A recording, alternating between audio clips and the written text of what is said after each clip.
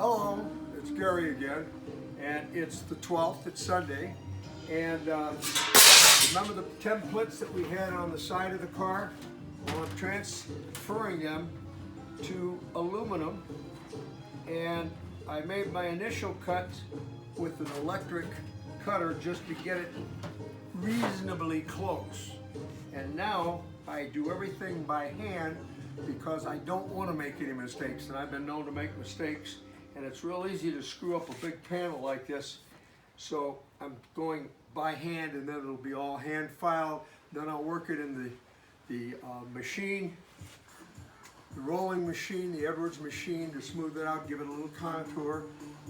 Then we'll be fine. This is the way it's going to go. So I just wanted to show you, this is the second step after you make your template. And you look at it and you say, hey, that's the way it looks good.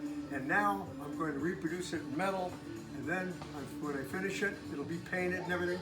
Will be fun.